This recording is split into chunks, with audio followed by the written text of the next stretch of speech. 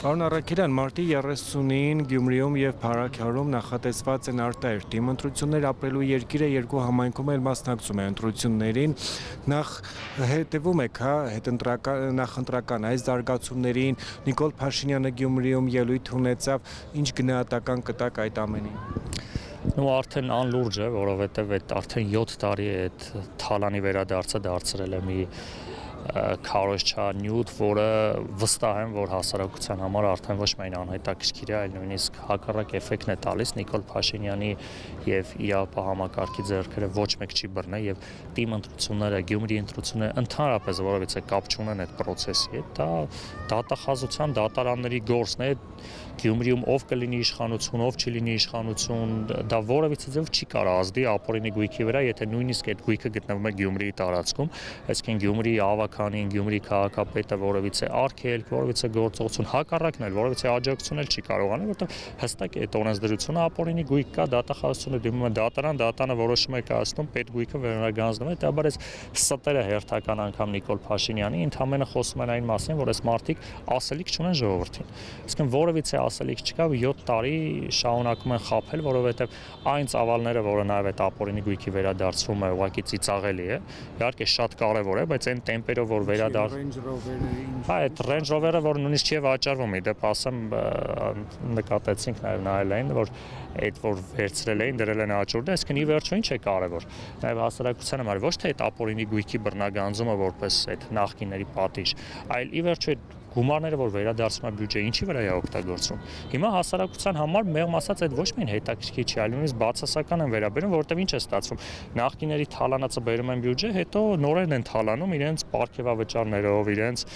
շքախմբով, այսինքն այն ծախսերը, որը բյուջեում տեղի ունենում իբր թե այդ մուտքերի հաշվին, ընդհանրապես հասարակության հետ կապ չունի։ Սրան զուգահեռ ինչ ունենք, այսինքն մի կողմից խոսում են մեծ թալանը վերադարձնում են, մյուս կողմից հարկերն են բարձրացնում։ Այսինքն ընդհանրապես միայն գործող իշխանությանն է ծառայում այդ գումարների վերադարձը։ Տեսեք, օրինակ հանված են այն տվյալները գյուղերի, քաղաքների, դպրոցների եւ այլ հաստատությունների, որոնք Նիկոլ Փաշինյանի իշխանության օրոք հանձնվեցին թշնամուն, բայց ինքը օրինակ խրող ներկայացնում է, որ կես հեկտար ապօրինի տարածք է հետ բերվել։ Սա որքանով է համեմատելի այն կորուստի հետ, որը ունեցավ հայ ժողովուրդը։ Դե Նիկոլ Փաշինյանի այս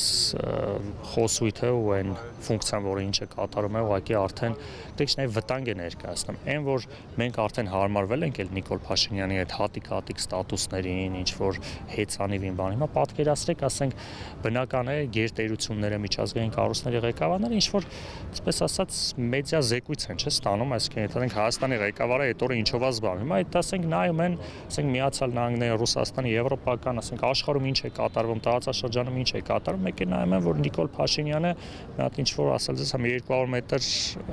գույքի մասին ստատուս է գրել, երևի քարտեզի վրա ման են գալի, այդ գյուղերը չեն գտնում։ Սա արդեն խոսում է Հայաստանի Հանրապետության նկատմամբ անլրջության մասին։ Հետո երբ որ դու գնում ես, ասում ես խաղաղություն, երկրի զարգացում, որովհետեւ աղաշ չունի։ Սա հերթական ասեմ քարոզչությունն է, բայց սա չի ազդում որևիցե ձևով հասարակության վրա, որովհետև այս ստերը, որ Նիկոլ Փաշինյանը այսքան տարի տարածում է, ոչ մի ազդեցություն արդեն չի ունենում եւ ես հուսով եմ, որ եւ այս թիմ ընտրություններով եւ արդեն առաջիկա ընտրություններով հասարակությունը իր պատասխանը այս ստատուսներին կտա։ Երեք ձեր տեխնացուն Փարաքյարում առաջադրված ըստ էության չէր բացառել համագործակցությունը քաղաքացիական պայմանագրի հետ, թե իրապես այդպես։ Չէ, այդտեղ երևի կամ իր խոսույթը կամ ինչ որ այլ ձևով էր ընկալվել, դիտել եմ այդ տեսանյութը, Վալոդիա Գրիգորյանի միտքը հստակ է, այսինքն Վալոդիա Գրիգորյանը ասել էր, եթե մեզ չհաջողվի 50%-ից ավել հավաքել, քանի որ մենք գնում ենք այդ ուղղությամբ, հիշելով, որ նախորդ ընտրություններում 49% էինք հավաքել եւ բնական է, որ 50%-ից ավել հավաքելը բավականին հավանական է եւ նորմալ ակնկալիք է, բայց եթե հիմա ընտրողներն են որոշում ինչ կստացվի, Վալոդիա Գրիգորյանի միտքը նա է, որ եթե մենք չհավաքենք 50% եւ անհրաժեշտություն լինի օրենքի շրջանակներում արդեն ավականու կազմից ընտրել համայնքի ղեկավար, Վալոդիա Գրիգորյանը դեմ չէ, որ այլ ուժեր գան իրեն ընտրեն այդ թվում, այսինքն դա Որովհետեւ բաց քվեարկություն է, որովհետեւ մեկի ձեռքը չի բռնելու, որ գա Վալոդիա Գրիգորյանին քվեարկի, բայց այդ հարցը մեր օրակարգում ընդհանրապես չկա, որովհետեւ մենք գնում ենք 50%-ից ավել հավաքելու, որովհետեւ ընտրությունային մասնակից մնացած 3 ուժերը իշխանության ներկայացուցիչներ են, մեկը գործող համայնքապետի պաշտոնակատարն է, մյուսը նախկին համայնքապետը, այն մեկն էլ այդ իրենց պրայմերիզի մասնակից նախկինում համայնքապետի տեղակալ, հետեւաբար ի տարբերություն Գյումրիի մենք այնտեղ հնարավոր դաշնակից էլ չենք կարող ակնկալել, Գյումրիում հնարավոր է ընդդիմադիր ուժերով հաղթել ԿՊ-ին, այսինքն փառաքարում մենք այսպես ճակերտավոր ասած ստիպված ենք միաձայն հաղթելու։ Տեսեք, եթե այնուամենայնիվ ստեղծվեց իրավիճակը եւ անհրաժեշտ քվորում ապահովելու համար քաղաքացիական պայմանագիրը միանա ձեր տեխնացուին, այսինքն ընտրի Վալոդիա Գրիգորյանին համայնքապետ, ԿՊ-ին պատրաստ եք, հա, ինչ-որ պաշտոններ տալ եւ այլն եւ այլն։ Նման հարց չի քննարկվում, մենք բացառում ենք ԿՊ-ի հետ համագործակցությունը ցանկացած պարագայում, ինչպես բոլոր տեղերն ենք բացառել, այս պահին մենք գնում ենք ընտրություններում 50%-ից ավել հավաքելու եւ առավել եւս ԿՊ-ի հետ համագործակցություն, որ նպատակ էլ չկա, այնտեղ այլ ուժեր կան, եթե դա շատ տեսականորեն ինչ որ դրա կարիքը լինի այդ ժամանակ կհասկանանք, բայց ուրիշ բան ասեմ, իրականության մեջ հաշվի առնելով որ այլ ուժերը բոլորը